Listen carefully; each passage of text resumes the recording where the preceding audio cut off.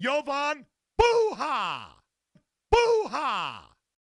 Yo, I'm Jovan Buha, Lakers beat writer for The Athletic, and welcome to episode 23 of Buha's Block.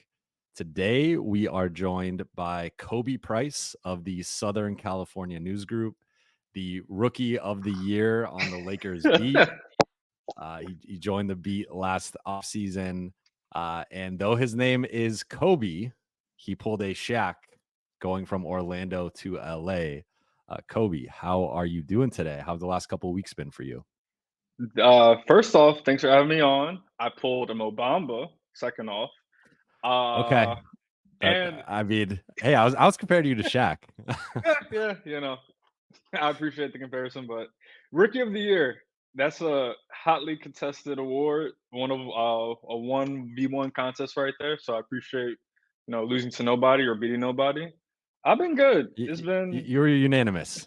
unanimous, You yeah. that way, yeah. Yeah, unanimous Rookie of the Year. Yeah, no, it's been a good couple weeks. It's been a good couple weeks since that Jamal Murray dagger in Game 5 in Denver. So I mean, it's been 2 weeks since the firing. So we're just really, kind of, I'm sure we're in the similar boats of just trying to figure that out. But outside of that, everything's been good. How about you, man? Gotten a bit more sleep or been Yeah. trying to, but I've been nonstop traveling. This is the third weekend in a row I'm going to be out of town. So it's been still feels like I'm on the beat life in terms of the travel, but it's obviously we'd like to be covering games right now, but it has been a fun postseason. But you mentioned Mo Bamba, so I want you to tell your Mo Bamba story that lasted a few hours on the beat. The handshake of death. No, it wasn't a handshake. It was a hug. It was a hug. The hug of death. Okay. Dan calls it the kiss of death, but that didn't happen. What was it? It was a summer league practice, or like a pre-summer league practice, something like that. Yeah. Something like that. And it was before free agent, it had to be right before free agency started, like maybe the day before, 2 days before, whatever it was. And obviously, like pre-summer league, we're coming into the practice facility, and some guys are coming in and out, whatever it may be. And for those who don't know, I mentioned Mo Bamba. I used to cover the Orlando Magic for the Atlanta Sentinel for a year and a half, and so I knew, I covered the Mo Bamba trade to LA, et cetera, et cetera. And me and Mo developed a good relationship. And he happened to be in the facility that day of the pre-summer league practice for the summer league guys, and he sees me. He walks over.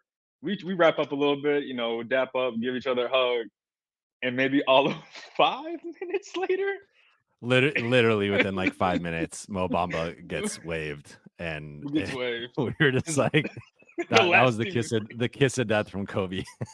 The lasting memory of Mo Bamba is me dapping him up, giving him a hug, and then I basically gave him his farewell, like, "Hey, New Orlando guys here, you out of here." You took a spot. There can only be one. There can only be one. There was another one. It was Shaq, Dwight, Mo Bamba, you. Yeah, we Matt Barnes. Can't have multiple. Yeah, Matt Barnes. Though. Hey, could be JJ Redick. Could be JJ Redick. Well, we'll get into that. We will get into that. Before, or go ahead. You have any? I can't remember the other one.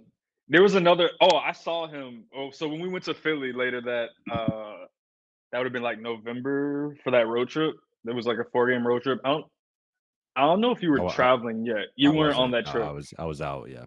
But I saw him. I don't think I told you this. I saw him. We were like doing like the pregame stuff, and I saw him. And I dapped him up. He's like, "Don't start following me around." Just gets traded. Yeah, maybe he knows. Maybe the kiss of death or hug of death isn't going to work for him. Well, before we get into this, I mean, you just kind of touched on a little bit of your first year, but what was your first year like on the Lakers beat? And that was an experience I went through a few years ago. Like, what I guess what was there a surprise? Or, I mean, obviously going from a smaller market in Orlando to LA, sure, just the city itself was obviously much different, and the exposure with the Lakers. But like, what was there anything that surprised you or kind of stood out with your first year on the beat? I don't know, surprised because I expected different. I knew it was going to be different. Um, it's just a lot in terms of like outside. Sometimes it Yeah, feels like the Lakers, like even when I was in Orlando, sometimes I felt like the Lakers existed like in the NBA, but also like this Lakers universe that like there's stuff that goes on with the Lakers that doesn't really happen with any other team, especially when you add in the context of them currently having stars on their team. So they're like yeah, almost in their whole entire orbit. And until you're really in that orbit on a day-to-day basis, I didn't like from the outside, I didn't fully understand it. And when I got closer inside of it, it's just like, oh, this is what they mean by like the Lakers are basically their own show. So that yeah. that was like one of the biggest things that I mean, I knew it. I knew I heard people told me, "Oh, it's gonna be like this, yada yada." But until you actually like experience it firsthand, like that's the biggest thing I can take away.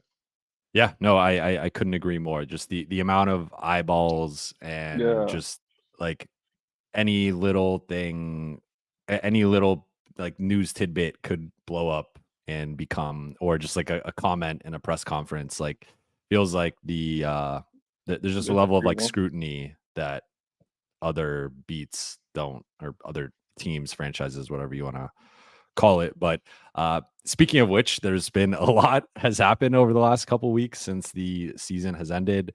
Darvin Ham was fired. The Lakers have now began this coaching search with a bunch of candidates involved in the mix. But one name that I just mentioned a couple minutes ago, JJ Redick, has by all accounts become the early favorite to land the head coaching position.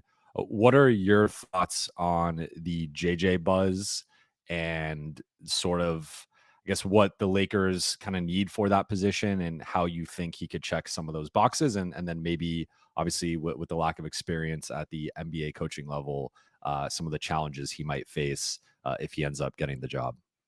Not just NBA coaching level, professional. Period. Not even Yeah, collegiate. I mean, I'm honestly still working through those thoughts. To be honest, it's because like did you cover JJ? a little A little bit. bit? Yeah. Yeah, okay, so I just asked because I was gonna say I've only met him once.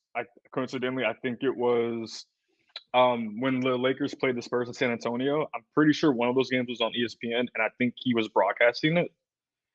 So I think I met him, like, in the maze that is the Spurs little whatever they got going on. Most confusing like Yeah. bowels of an arena in the league for sure. And I ran into him because I think we were trying to both walk in a similar direction. We're going different places, but trying to figure out whatever. So I've only interacted with him like one on one for like 2 minutes in the most confusing place in the world, in San Antonio. But so personally, I don't like have a whole lot of one on one or personal experience with him. So just from what I've heard, being in Orlando and hearing things about him, or even just from afar talking to people, seems like a smart guy. I mean, we can obviously can watch or listen to his podcast with LeBron. He knows his stuff. Seems like a smart guy, hard worker, a grinder. You kind of have to be to do what he does, um, and to want to just go into coaching. Period. Uh, they're obviously going to be. It's going to be an uphill battle in some respects. Like as smart as he is, as much of a hard worker he is, going on as much as respect he may garner from being a former player, having the basketball IQ, all these things, like you can't make up for experience. It's just something that you have to gain over time. And I mean, if whether it's the Lakers or another team down the line or not down the line, the one thing that he would probably need more than anything is just experience on his staff, just to help make up for the lack of coaching experience at the college and professional level. I think I was talking with someone about this recently. I said that JJ and the Lakers together feel like a weird mix, but I feel like I don't know if they're the best fit for one another. But I don't think that, and I'm not saying that because I don't think JJ couldn't make a great coach.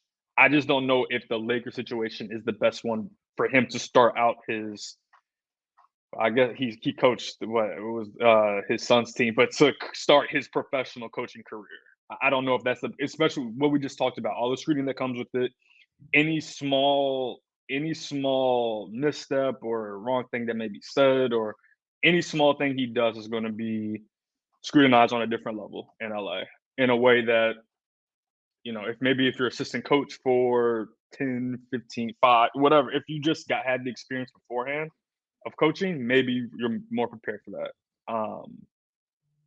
Other thing is like, what are your coaching philosophies? Like, what make just from I mean, if you want to get like X's and O's or like nitty gritty about it, like what makes your coaching philosophies or stand out? What makes people or this ultimately going up to Rob Pelinka and Co.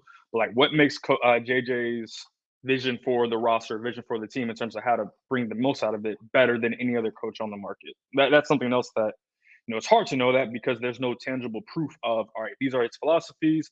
This is what he could do with these pieces, X, Y, and Z. So I'm still working through my full thoughts on it, but I just don't know if it would be the best quote unquote marriage, for lack of a better term, just because it feels like both sides could maybe have better fits for what they're both trying to achieve. And ultimately, Yeah. one last thing. Ultimately, like the question you have to ask yourself is like, I know it's a lot of like the coach for the this is more of a coach for AD than LeBron. The coach has to both be a grinder and develop guys, but also win out. Ultimately, it's also the question you have to ask yourself is this the coach that's going to help us win another championship or championships within the next couple of years? Because that's ultimately like, as long as you have LeBron on your team and AD on your team together, that's ultimately the goal. So do you feel like whether it's JJ Redick or whatever other coach you look at, do you feel like he is the coach that can help you achieve that goal or help you best achieve that goal, give you the best chance of achieving that goal? Those are all good points. I've been on record more pro JJ, and I think I've been kind of talking myself into it more and more just because it seems like the most likely direction right now. I think the two intangibles that you kind of hit on that I think it's hard to project with some of the other candidates are like being able to handle the pressure and the scrutiny on a day-to-day basis. Like I've said this before, but we were talking about Darvin Ham's lineups and rotations and timeouts in a national setting in a way that Joe Mazzulla or I guess Thibodeau kind of because of he just plays like six guys like 40 plus minutes. Yeah, But that that's kind of been the narrative with him for like a while. But like for the most part, most coaches don't deal with the level of scrutiny. Like, whoever the coach is, you're going to have your lineups. Why isn't player X playing more than player Y? Why is this the rotation? Why didn't you call a timeout here? Why didn't you challenge here? Like these are the questions that are going to, I mean, many of the criticisms of Darvin Ham, but that's going to be stuff that gets brought up on, First Take and some of these other top sports TV shows that just the coach of the Oklahoma City Thunder or the Orlando Magic or the Charlotte Hornets just doesn't have to deal with. And then two, I think the media game is part of this. And you obviously don't want to just base your coaching decision on whoever's going to win the press conference. But I do think that one of the criticisms with Darvin Ham that it wasn't just a press conference thing, but it was also sort of like this is what's being communicated internally as well, was him sometimes saying the wrong things publicly and not taking accountability and not on one hand, like it was kind of a positive that he wasn't necessarily criticizing his players, but on the other hand, there wasn't much criticism in general, other than kind of these vague we got to try harder, we more effort, more energy, that type of stuff. So I think like if I'm ranking the candidates in those two categories, I do think I would put JJ probably at the top. It's probably between like JJ and Sam Cassell, just because Sam has been a player for 15 years, won 3 championships, has been an assistant for 15 years. He's been in very high stakes situations, both as a player and a coach. And then I think Sam has a great personality. He's very media friendly. So I think he would be really good in press conference settings. And to be clear, I don't think these are like the most important things, but I think these are X factors when you're talking about the Lakers coach, that if you are a genius and you are calling the best schematics and even running the best lineups and rotations, if you are saying the wrong things publicly, and maybe you are, for the most part doing the right things, but like you do have some type of flaw within your coaching philosophy or execution, like that's going to be hammered publicly in a way that you just don't have to deal with in a smaller market, or even in some of these bigger markets, just not coaching the Lakers. So like, that's where I feel like JJ could handle the pressure and he'll handle the media really, really well. And again, if he just does that and nothing else well, like that's still not a good hire. But Yeah. I see like the one I've compared him to and have had conversations with people about is Steve Kerr. And you could go the other way, and he could be more Steve Nash than Steve Kerr and be a little bit in over his head, coming out of not having that experience. But I see a lot of Steve Kerr just with his temperament, but also having this fiery competitive side where, like JJ talks about it on his podcast. I've referenced it here multiple times. Like he's got some shit to him, right? And there's an element of like, I think he's going to hold guys accountable, and he's very meticulous. He's very detail oriented. And not to say like he has an advantage in that we know him more than a lot of the other candidates because he was a player for 15 years and he's been very forward facing, podcasting, TV, etc. But I think those two things are X factors in his favor. Now, again, I think he's obviously got to go through the interview process. The Lakers are going to grill him on his philosophies, his beliefs, how he can maximize LeBron and AD both in the short term, and then AD and potentially a second star in the long term. So there's a lot of things that like he has to figure out and he has to impress the Lakers on. But I don't know. I see an elite coaching prospect there. Now, whether he can translate that into next season, that's a whole other question. But I think he's going to be a good coach, whether it's next year or a few years from now. Yeah, I know. And that's kind of where, if you told me that JJ Redick, what year is this? 2024. If you told me in 2045 that JJ Redick was like an amazing coach for whatever, like 12, well, maybe longer than 12. If you're an amazing coach, you do it for longer than 12 seasons. But like in 2024 or 2044, JJ Redick's like one of the best head coaches in the NBA, whatever. I wouldn't be surprised. Like there is it's weird saying potential because he's obviously gone through a 15-year career. Like he's done great things already, but there is potential for a great coach there. I just don't know if you need it's weird. The Lakers are on the spot where they need immediate success in terms of their coach, but also like they're trying to straddle the fence. They're trying to get someone for now and the future, which when you're hiring a coach is one of those like duh things. Like you don't hire a coach just for you don't go into a coaching process thinking, yeah, this coach is going to be around for 2 or 3 years. Like usually you sign a Ideally contract. not. Yeah, ideally not. You also sign them to a contract that's whatever 4 or 5 years typically. So you go into it with the intentions of having them longer. But just because of where the Lakers are at, going from on the what we're assuming is going to be the end of the LeBron AD era, forever long that is, and then going into the AD era, the AD plus star era, like they're like they're moving to a different, like they're going through phases, and you need the coach that can balance that, like that can be right for both phases. And maybe JJ would be better. Maybe, I mean, it's hard to know. Maybe he'd be better for the for the next phase, like the full on next phase, as opposed to I this think phase. I have more confidence in that phase. Obviously, and the Lakers are trying to balance that, so that's where it gets a little Yeah, tricky. but So that's the tough are there part. any other candidates that you like? We reported at the Athletic, initially, and then kind of the second wave, that JJ Redick, James Borrego, and Sam Cassell right now are the 3 front runners entering the interview process. But David Adelman of Denver, Micah Nori of Minnesota, Chris Quinn of Miami, and Kenny Atkinson of Golden State are among the other candidates. There might be another 1 or 2 that pop up. Among the non-JJ options, do any of those guys stand out to you, or are any of those guys interesting? And I guess, again, kind of looking at some of the traits you're looking for, like which one of these guys do you feel like checks most of those boxes? Yeah, I mean, just from doing a little bit of work on some of the guys, like David Adelman's, like right now, like obviously this can change, especially like you hear some stuff and they go through the interview process with each candidate, then you hear a little bit more and then you like do a little bit more research. But right now, like David Adelman's the guy that I'm like, to me, if I had to like you ask me right now, he would be my number one guy. In terms of number one coaching candidate.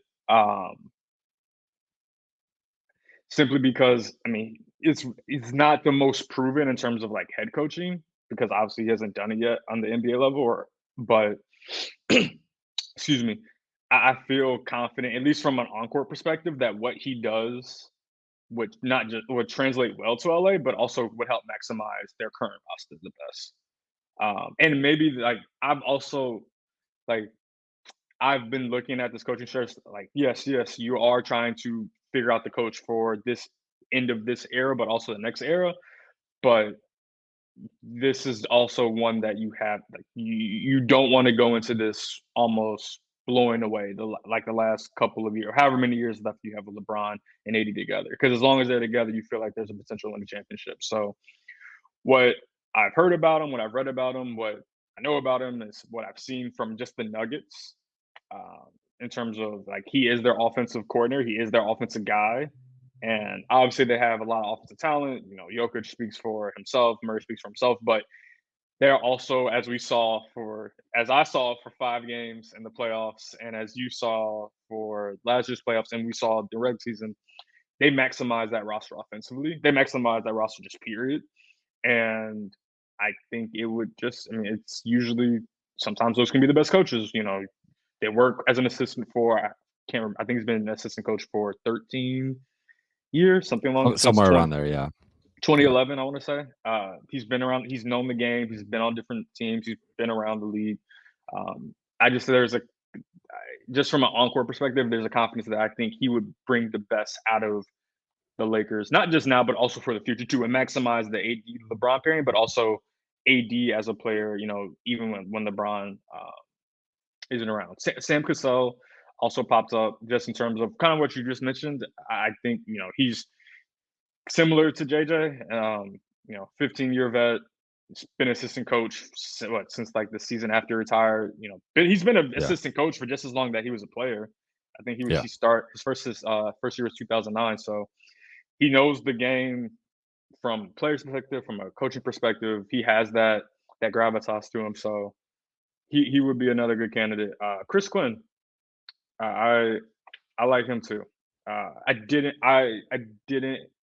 don't think I remember interacting with him much when I was in South Florida as the backup Heat writer, but heard good things about him, and I think he's one of those guys who I think he's going to be a very good head coach when that opportunity comes. And to me, it's more of a matter of when, not if, with him, and I think he's going to be a very good head coach whenever that opportunity comes for him.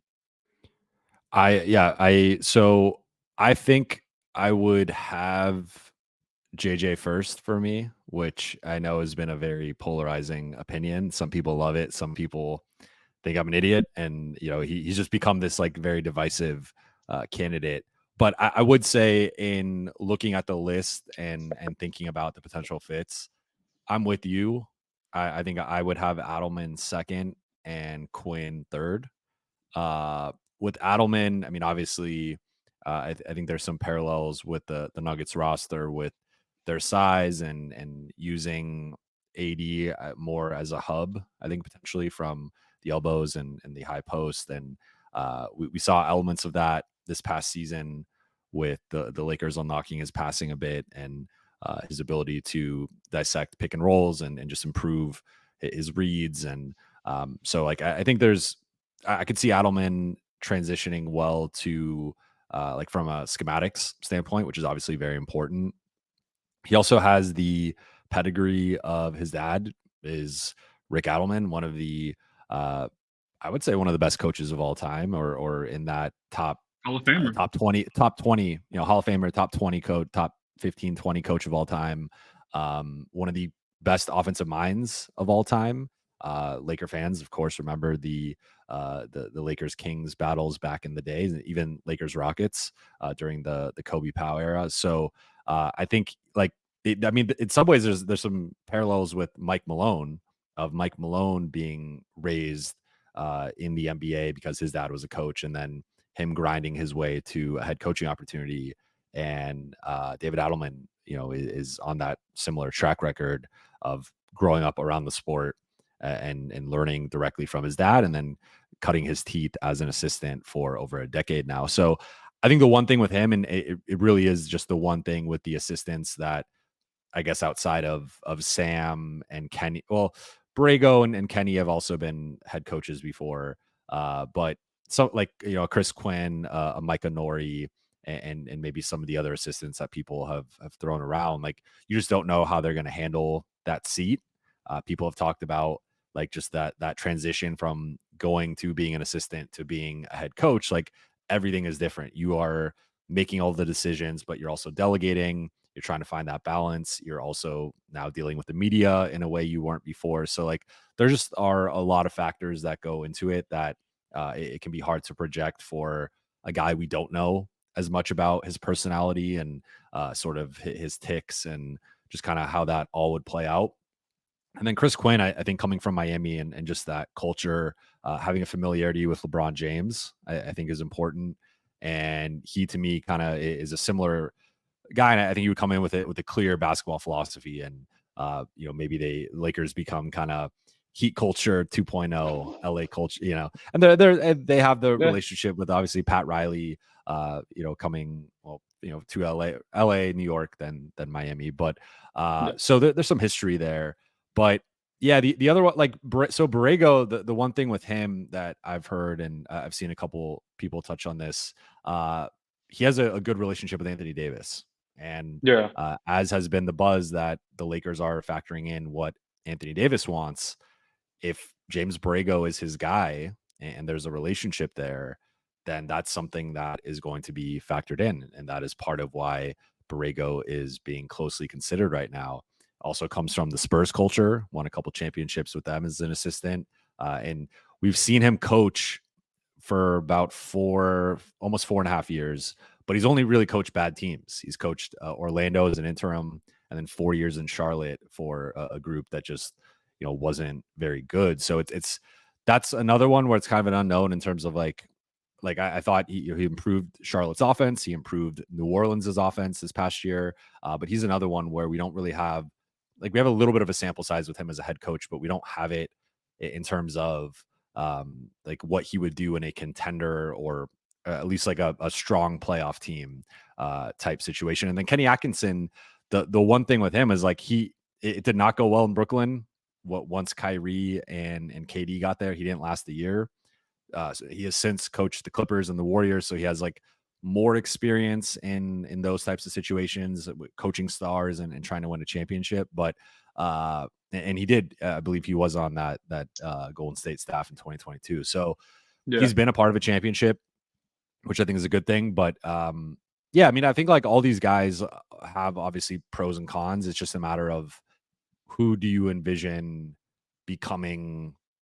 I think your coach, like it's a tough balance, trying to balance the short term versus the long term, because you don't want necessarily just a coach who like will coach these next 2 years and then we're gonna fire you again, right? Like you're trying to find someone who could also grow and develop with guys longer term. So it's a balance. But I think I'm with you that Adelman, for me, I'd still have Redick ahead, and I know again that's kind of a controversial take potentially, but Adelman's right up there where I think he should be like more strongly considered maybe than he has been up to this point. Yeah, I mean, there's a lot of, I think one thing that also works to the Lakers' advantage and why we're probably going to see them really drag this process out is that it's them and the Wizards, at least as of right now. Obviously Phoenix. I don't think the Venn diagram is of Yeah. coaching candidates is very similar. Well, yeah, and that's what I was gonna say. I mean, maybe a couple of guys, just because, like, if you're an assistant, like, typically, like, if you're a long time assistant, typically, like, you would go more to like a rebuilding team, typically, or a younger team just because that's I gotta cut your teeth and then maybe move on to contender. But yeah, like when Phoenix obviously like fired Frank Vogel and then like that would have been like maybe you have a little bit of uh a Venn diagram of candidates, but they obviously took a guy that the Lakers were expected to be interested in Mike Budenholzer. So and that was a quick process. So um but yeah, once Phoenix hired their guy, then it was really and now it's just really the Lakers and the Wizards. I mean, we'll still see depending on how the playoffs play out if there's any other coaching openings that pop up. But as of right now, like they can Cleveland, afford to take their maybe time. like that's the one right Yeah. now. It's your podcast, so I was gonna let you say it. Yeah, no, I'll take the heat. Yeah. But yeah, that would that if Cleveland does that, obviously they would probably be looking at candidates that could help them win, immediately as well. So, as of right now, like the Lakers can afford to take their time to truly get to know, like to do a correct interview process, a thorough interview process, to make sure that whoever they choose is like the right person to do both, to win now, but also develop for later, um, Well, and and the be other thing I feel sustainable. like, yeah, the other thing I feel like we probably should have mentioned a little bit earlier, and I feel like we touched on it, was like you're obviously going to want the cosign of LeBron and AD to some extent. It doesn't mean you're going to entirely base your decision on that, but I think based on the way that the Frank Vogel and Darvin Ham eras ended, with some portion of the locker room tuning them out, I think for the Lakers, like getting that buy-in from AD and LeBron is going to be really important for the next couple years. And again, as I was kind of saying with some of these assistants, like they might have the right X's and O's, they might be basketball geniuses, they might have a certain level of experience, but if that messaging isn't going to translate to LeBron and AD, like looking at Frank Vogel, he was a very accomplished coach for nearly a decade. Went to multiple conference finals, won a championship in his first year as the Lakers Yeah, coach, and was gone by year 3. Darvin Ham was one of the most, played in the league, had a successful career, won a championship, was one of the most respected assistants in the league, goes to the conference finals his first year as Lakers coach, and is gone in year 2. So it's like, I mean, on one hand, like no amount of success necessarily buys you job security in this role. So that's kind of its own thing. But like, two, I think at some point that demeanor or sort of coaching style kind of lost the locker room to an extent. So like, I do think they need to bring in someone who is going to command the locker room and not only command it, but hold that command for multiple years, as long as possible. And like that's another variable that you can only really tell, I guess, by interviewing these guys and asking them certain questions, but then also running that by LeBron and AD and seeing how they feel about it, seeing who they like, who they're going to respect. A lot of times for the coaching stuff comes down to messaging and getting guys to buy in, and it's not necessarily always about the X's and O's. And again, I'm not trying to diminish that, but like if you have a great message but you can't get it across, like we've seen what's happened, both situations that there were some flaws there and certainly things to criticize. But I guess that's just like an X factor for me too, where um I I don't know how much like or how that ultimately plays out, but I think whoever they go with, I assume will get the blessing of LeBron and AD. yeah. I mean, you would figure they would, especially with AD.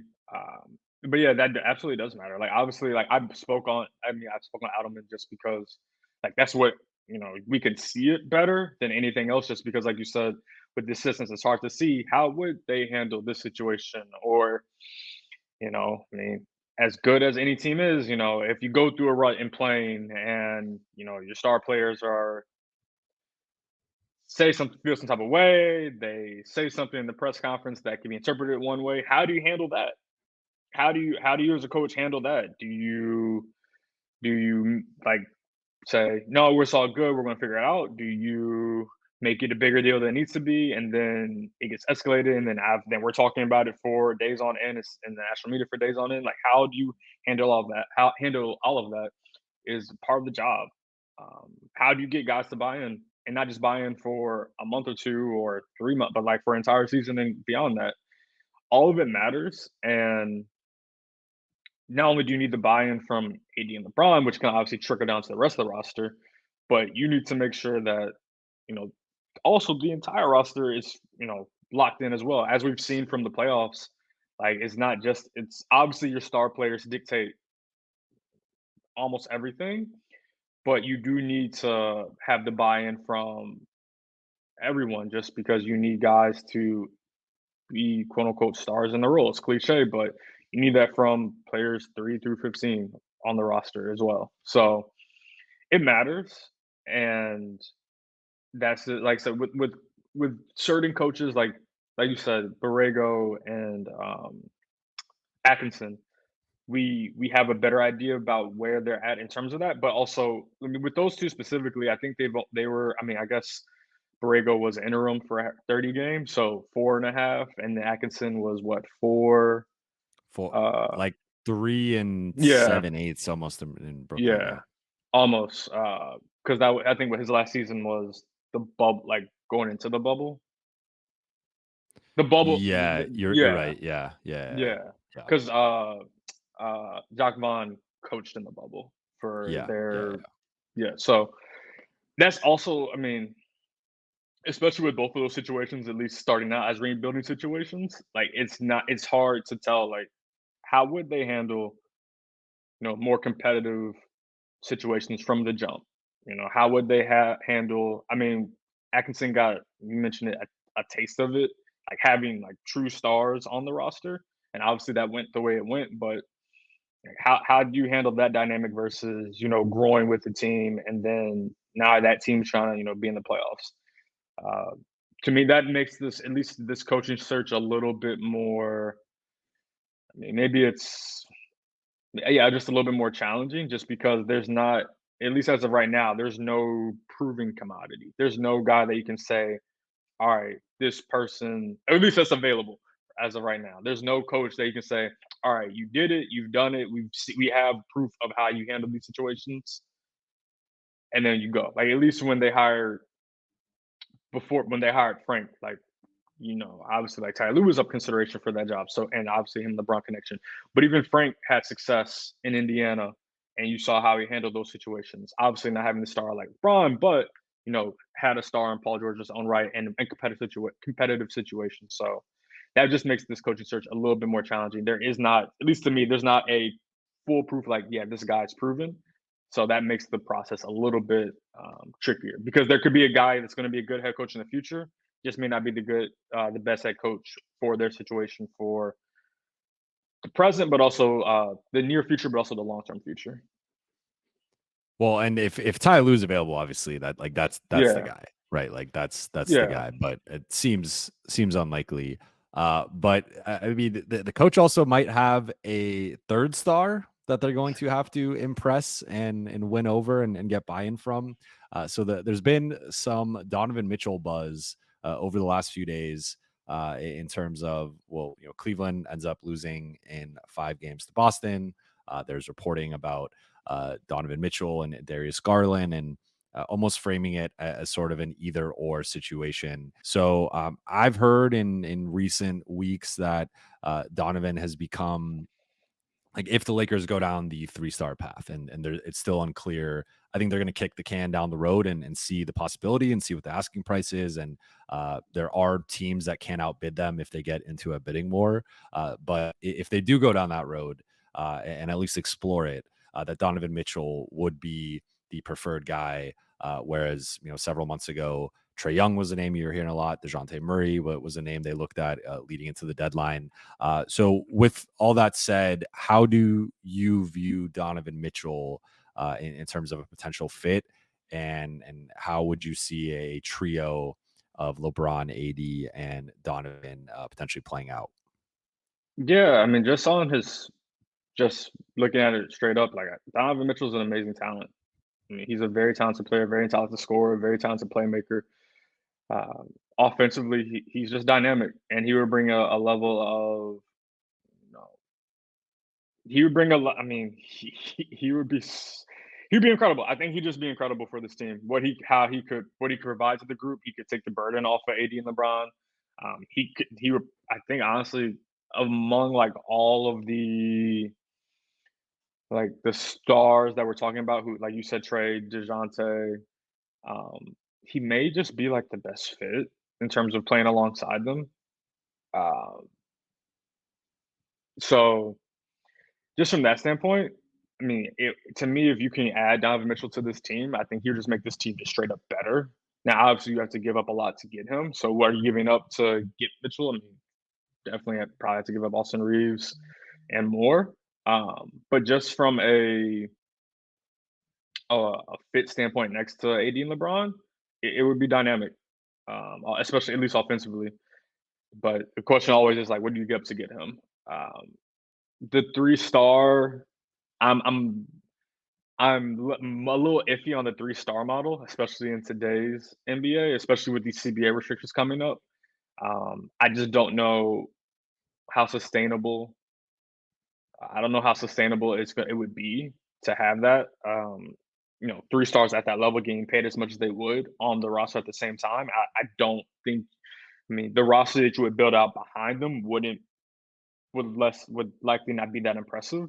So you would really lean in on, Donovan Mitchell, Anthony Davis, and LeBron at age he's about to turn 40 in 7 months. Yeah. So and be in year 22. So as dynamic it would be, I'm not sure that's the best route for them to go in terms of this roster to maximize the championship potential, or their championship hopes. But if they went down that route, then I do think Mitchell would be the best among all the guys that could be available, might be available, we think could be available. Here might be. I think he would be the best one. Just shot making, the scoring, the driving, just all of it. The ability. I mean, he could. There's just so many different elements that he could add to this group that they either don't have or they have in bits, and he could just explode in a different way with him on it. What do you think of him as a, I or I I, what I he would look like? yeah, no, I think it would be a really good fit the more I've thought about it. I think the risk with the 3-star build, I think it's higher ceiling, lower floor. Where I think the floor is like what we just saw with the Phoenix Suns, where you invest in 3 guys and you don't nail the supporting cast, because that's the thing, is like you have to nail the supporting cast in terms of like hitting on not all your minimum guys necessarily, but like several of them. And the restrictions for the Lakers is, let's just say hypothetically, and this is just me throwing out a hypothetical, um, let's say it's like Austin Reeves, Rui Hachimura, Jalen Hood-Schifino, and like 3 picks and maybe like a couple seconds or something, or a second and a swap, whatever the package is, but something like that. The money works with those 3 guys. So you still have Vando, you still have Gabe, you potentially have Max if you match whatever contract he gets in restricted free agency. D'Lo is a bit of a tricky one then, because I don't love the fit of D'Lo and Donovan Mitchell. You're even smaller in the backcourt than Austin and Donovan. Than Austin and D'Lo. I think you're even worse defensively. And like just now D'Lo is going from being the I would say the clear third option for at least the second half of the season to being now like a distant fourth option. And I just don't know how much I'd love that fit. Like I'd probably love it more if he's coming off the bench, but I don't know if he's going to go for that. So I think now you're kind of like, maybe you let D'Lo walk and you use the non-taxpayer MLE to get another wing or another big man. But from beyond that, you're basically at minimum guys, where like Christian Wood has opted in, potentially Jackson Hayes and Cam Reddish will opt in. You have Maxwell Lewis, and all of a sudden you're now getting to like double digit guys, and you don't have like the makings of a great rotation necessarily. Like I do think Vando and Gabe next to those three, like that, it is interesting. You got defense, you got shooting, you got some rebounding. Like that's a I think that's a pretty good 5-man lineup. The 3 stars plus Vando and Gabe, but then your bench is pretty dire. So to me, it's like the ceiling is like we've seen the 3-star build work. I think the one thing that gets lost in it sometimes is like how the skill sets complement each other.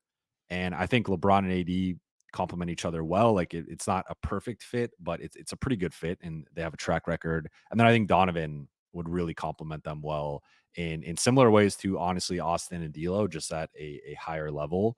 So like I think Donovan's the one that I would consider it, depending on the ultimate price and like what you could do with the rest of the roster. Trey and DeJounte. I mean, DeJounte, if you can somehow keep a first and it's only 2 firsts, like that's maybe interesting. Trey, I'm a little bit more out on, just based on how the playoffs have gone in terms of like I don't love the idea of like a 6'1" point guard that is such a defensive liability that teams can just relentlessly target. Like most of these teams that are going to be in the conference finals, with the exception of Jalen Brunson, I guess, like they don't really have a small guard that you can target relentlessly. And even guys like Mike Conley is solid and sturdy defensively for his size, and Jamal Murray's 6'5". So it's like, even if you can target him a bit, he still has a certain level of like size and athleticism. So I guess I say all that to say, like, I'm with you, and like the 3-star model is risky, and you really have to nail the rest of the roster. And to be honest, that's been a bit of an issue at times for the Lakers in the last few years, is like nailing those minimum guys, particularly like the big men and wings. That they've had a lot of success with like backcourt guys, Lonnie Walker, although he was mid-level, Malik Monk, Dennis Schroeder. Like they've had some success with these guys, but in terms of wings and bigs, they have not had as much success finding those types of guys on the cheap. And that's, in my opinion, arguably like one of the weaknesses of the roster, is like improving those spots right now. So that would be where my hesitation comes in. But if you can get Donovan Mitchell, he's a top 20 player. Like it's kind of hard to say no to that. Yeah, I was actually gonna say, to your point about Trae Young, in terms of the small guards, I mean, and you compare him to Jalen Brunson. I mean, I just looked it up. Like Trae Young's listed at 6'1", 164, which the 6'1", I'm like, Yeah. I don't know about that Maybe with one. the But hair. Jalen Brunson, Yeah. maybe with the hair. Jalen Brunson's listed at 6'2", 190.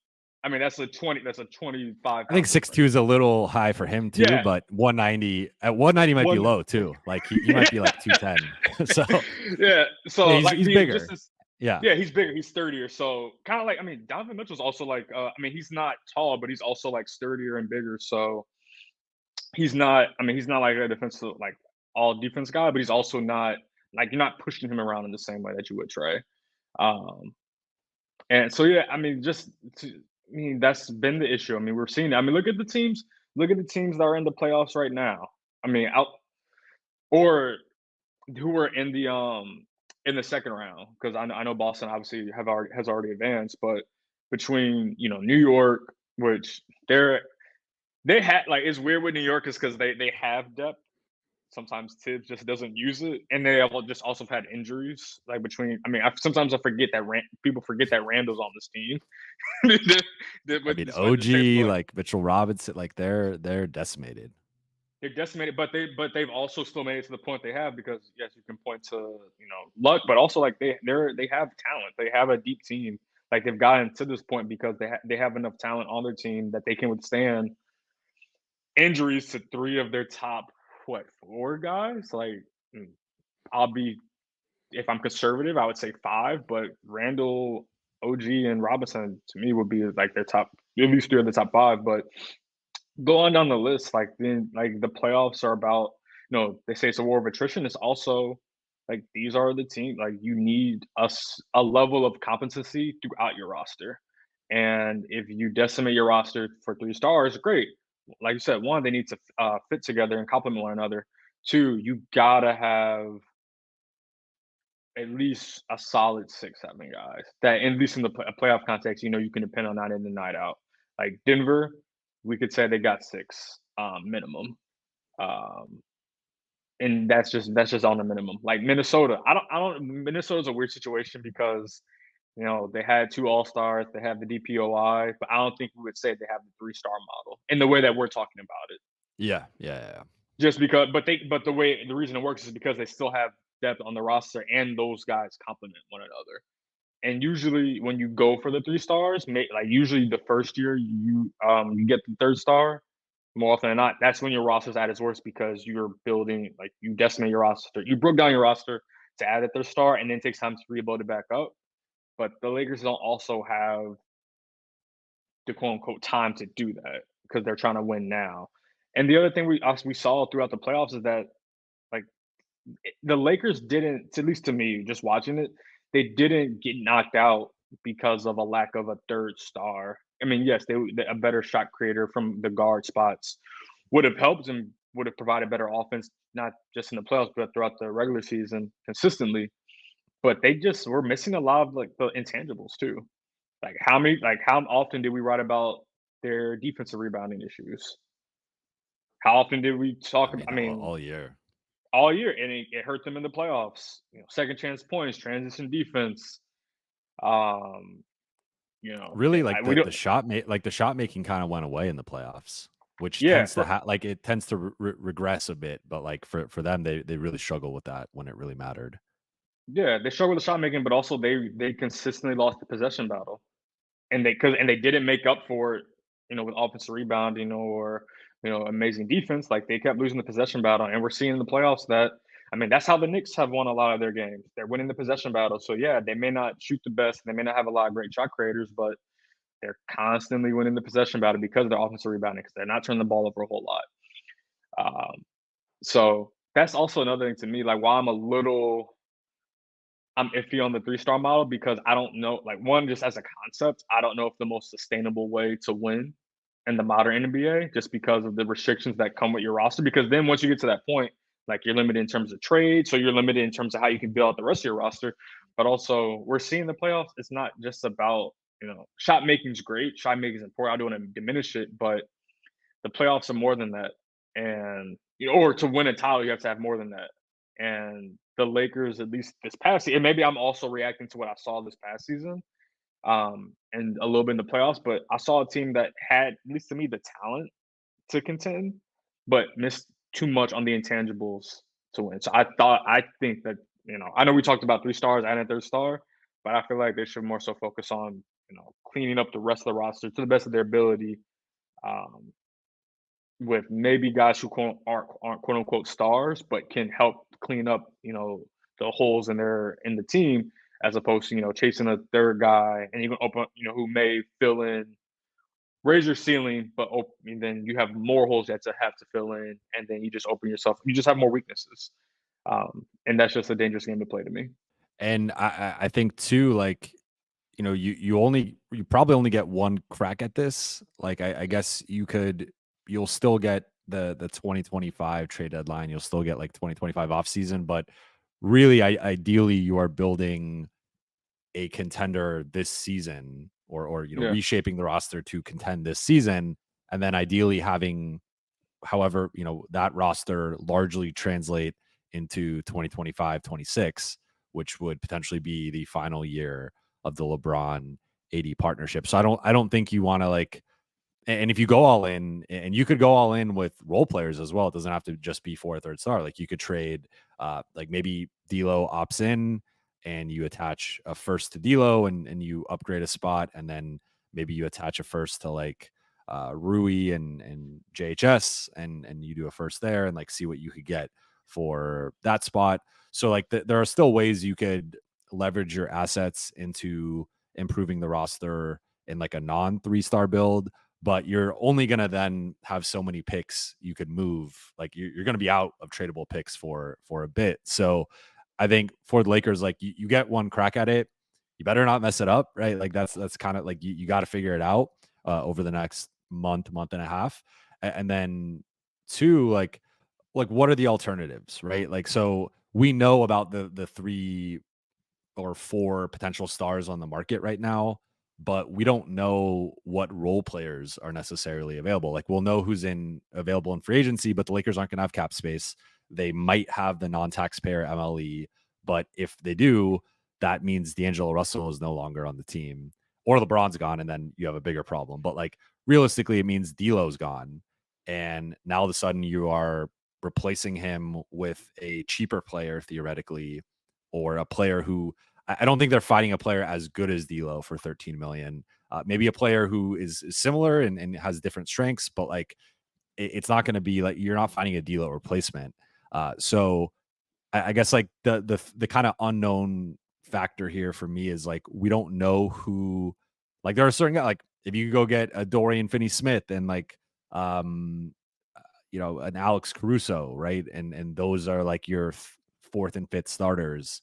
Sure, I like that a lot. And now you are plugging in defense and athleticism and size and energy and like these intangibles. And if you can have now like Gabe and Vando and Christian Wood and maybe another big coming off the bench and Max, like I like that 10-man rotation, but I don't know if Dorian Finney-Smith and Alex Caruso are available. I don't know the prices for those guys. The prices were high at the 2024 trade deadline. So like the part of it too is like if like in theory, I think a perfect world, you just upgrade the supporting cast and make it a better fitting group and still have that like depth and versatility.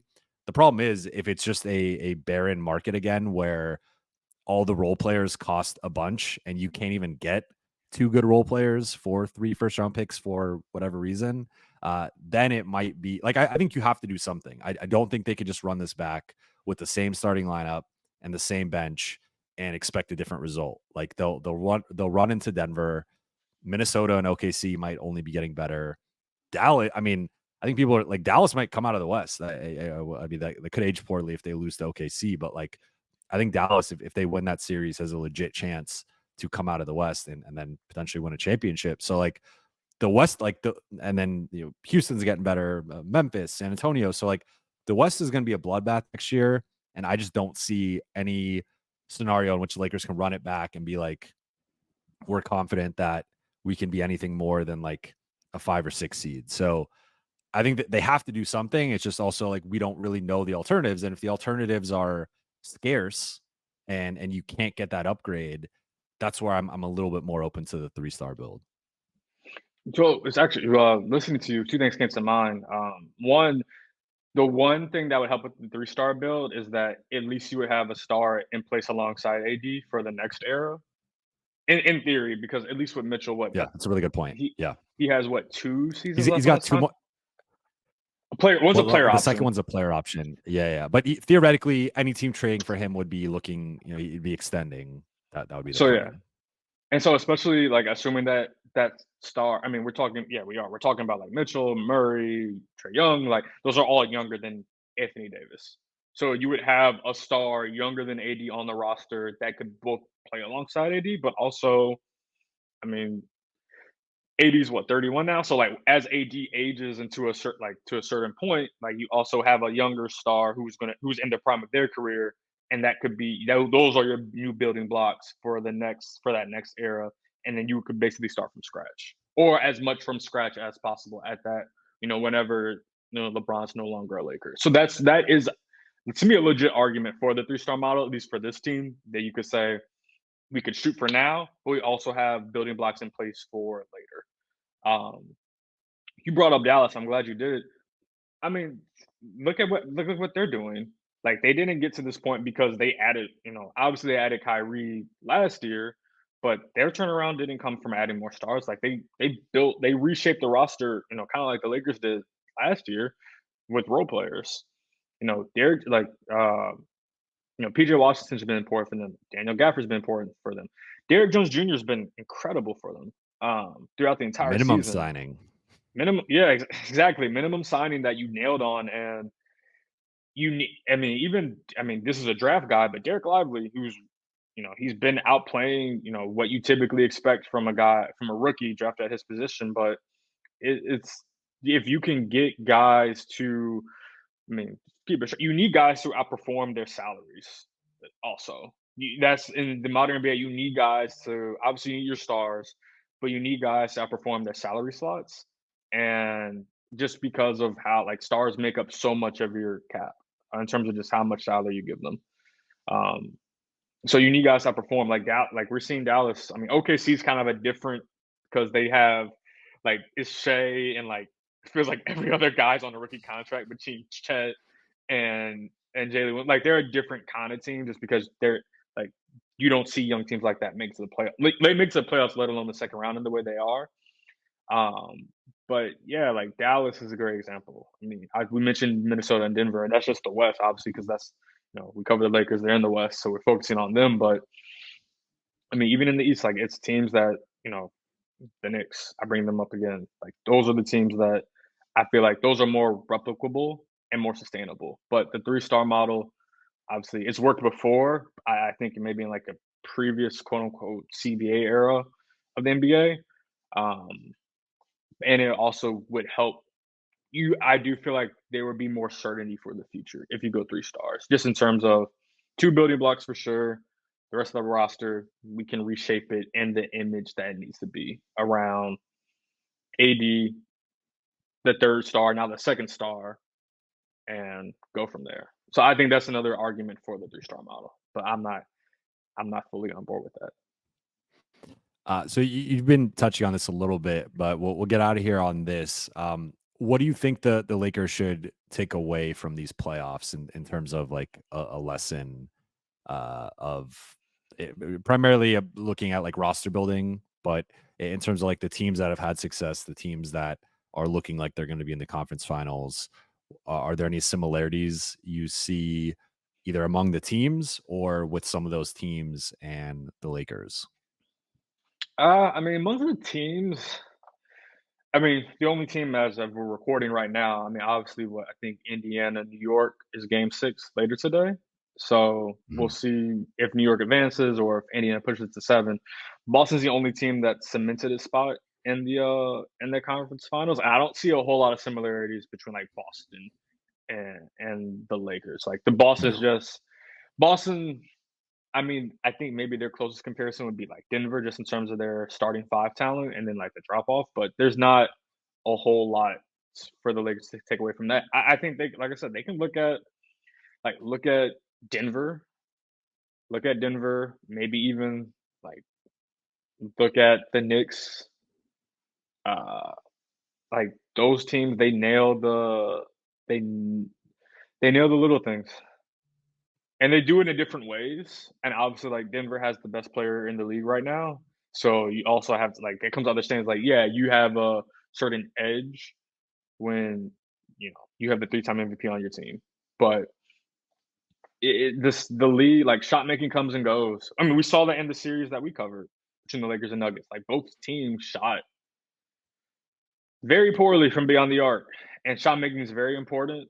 Um, a lot of guys struggle, but like if you can nail these small things, like I said, rebounding, turnover advantage, um, fast break advantage, transition advantage. If you can nail those small things on a consistent basis, that's the to me can be the difference between being a first round out and possibly making it to the conference finals, or even further. Like that to me, that's been one of the main lessons I've learned. Not from the series that we cover, but also just watching each playoff series individually. I don't know if they're like it's hard to compare like the Lakers to an actual team. At least to me, I said New York and Denver. I don't even like the New York one the most. Like really Denver and maybe Minnesota. Like I watched that series the most interesting one to me, just from because those are the teams that the Lakers had to compete against.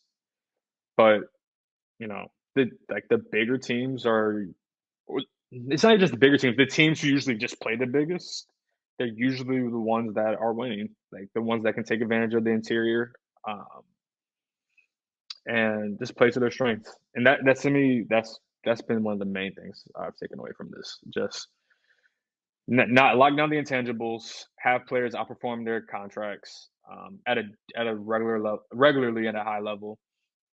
And yeah, like don't like shot making is important.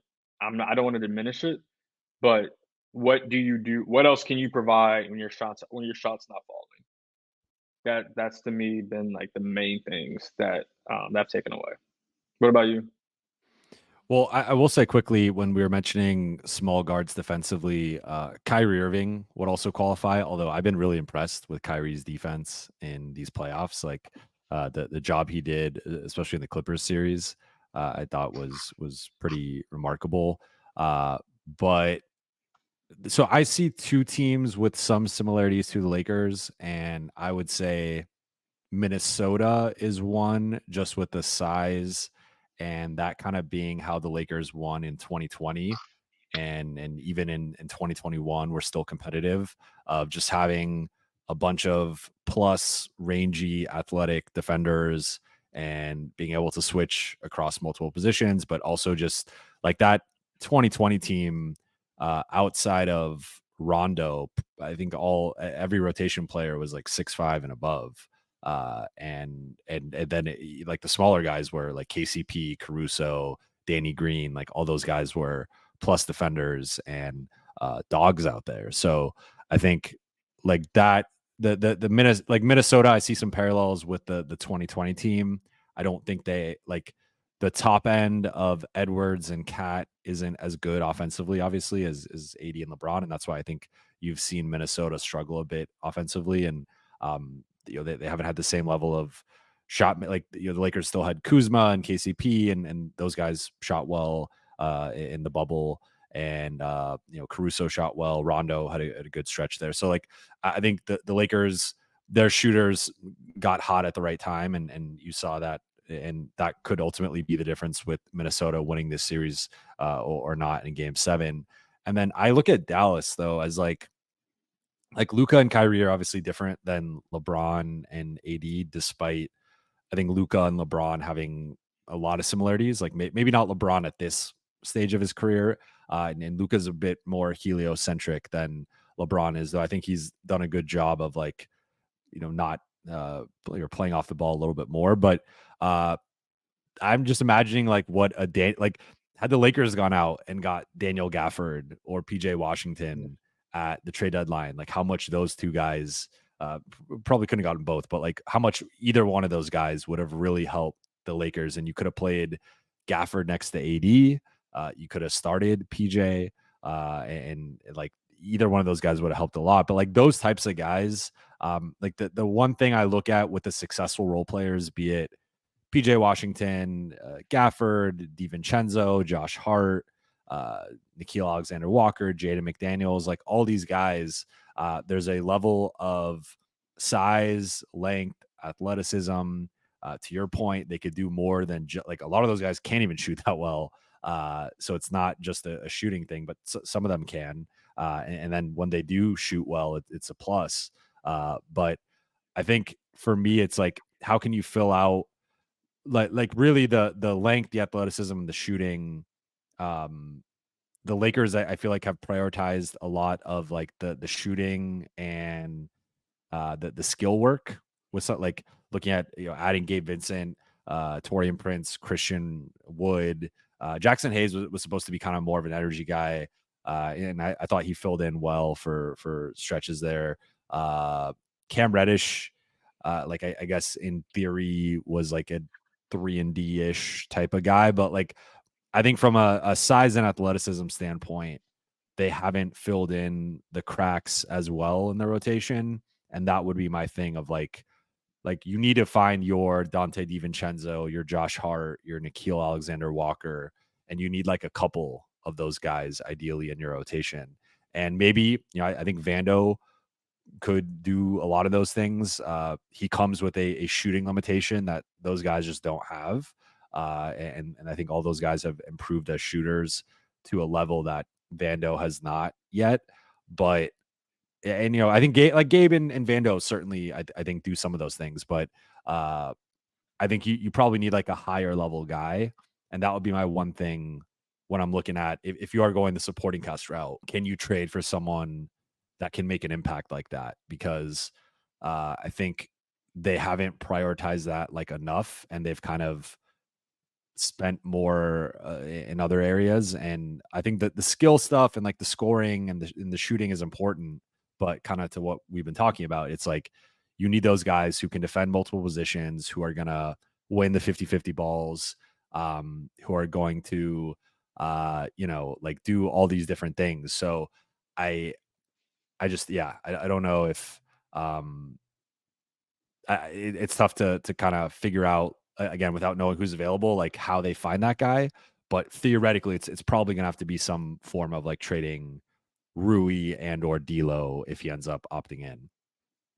Yeah, I was gonna say, I mean, the playoffs will also reveal who's gonna be available. I mean, I think you and I have probably both heard this just in terms of because of the CBA and certain teams, if they don't feel like they can contend or if they're going to contend, they're going to feel the need or the pressure to, get off some guys, get off a couple of guys, or maybe just one guy just to open up their book so they're not, they're not messing around with these aprons, the first apron, second apron, and they're not limited. Because that's the other thing that's going to be hard is that, once you do cross a certain threshold, it just makes roster building so much more difficult. Like in terms of trades, in terms of you can't send out cash in certain situations, like it's just hard to build a roster. So that, the playoffs and who advances where will probably reveal who will be available as well. But yeah, like we can like every team that's gotten to this point has had I mean, you just listed, I think, pretty much every single one. Um, the role players who thrived in the playoffs and have just created advantages for their teams. And that's to me been the difference. And yeah, you're right that Gabe and Vando were supposed to be the guys for this team. Especially like Gabe was the addition. And just because of the knee stuff, he wasn't able to be that for this group. Um, Spencer was supposed to be that for this group to an extent, and he was up to a point, um, pretty much up until the playoffs, and the things just changed. But so they I will say they went for they feel like they had that in mind with certain guys. Like, all right, you can fill these gaps, but whether it be injuries or just filling those gaps with guys who are more skill inclined and less like size athleticism inclined, it just wasn't always the best fit. Um, so that's also Well, like, and well, which leads us to like I look at a guy like Torian Prince, and uh oh, he well, was no, coming that around. that that was an example of Yeah, like he's 6'6" and he's a plus shooter, but I think yeah, um like he profiled as a 3-and-D wing, but I think outside of like the first month and a half, the defense slipped a lot, potentially because of the workload that and the minutes that he was playing. I think it did get better coming off the bench. Um, but like that's a position where I think they tried to get that guy. I just think like that was an example of like a guy who I think from like a motor perspective and like obviously rebounding and sometimes like the 50-50 balls, like he wasn't, and there's a reason why he was making 4.5 million, but like he wasn't able to provide that in the way that I think they had hoped. no, and that's completely fair. I'll just had to. I knew it was coming at some point, but no, I mean, but that comes to evaluation and also don't over like not everybody's gonna be Josh Hart and play 48 minutes several games in a row and be fine the next game. Like there is like you don't want to overtax your role players or Yeah. overexpose them. Like some like the reality is some guys are better fit for 20 to 22, 23-minute roles versus a starting role and playing 30 minutes every night because then it's just a point of diminishing returns or their output's not as good because they're not supposed to be playing that role. Um, so that's also important to keep in mind. But yeah, I mean, to me, like they went so heavy on scoring, shot making to an extent, or at least that's what we saw because, like I said, Gabe, Vando missed so much time, and Gabe, missed significant amount of time as well. So that's something that I mean, you don't want to overcorrect to the point where it's LeBron, AD, and a bunch of guys who will only defend and rebound, and your shot making just diminishes to nothing. Like obviously, you still have Austin in this theory if it went the role player route, but Yeah. you need a level of shot making and shot creation, shooting and scoring, like all that. But to me, the playoffs have it's been like, and I feel like it's been like this not just this year, but last year as well. It's about the nitty gritty. Just can you outpossess the other team, and how do you capitalize off those possessions? And the ways to achieve that goal can be different, or achieve that can be different.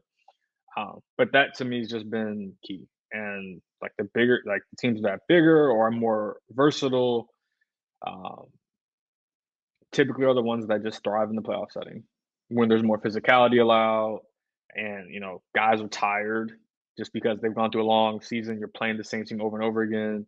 It's more, like I said, the physicality ramps up. How do you combat that? It can't just be, if you brought up Torian, so I'll go with him. Like if Torian's shooting 33% on threes in the playoffs instead of 39% that shot during the regular season, what value is he bringing? Like what else is he bringing to the table?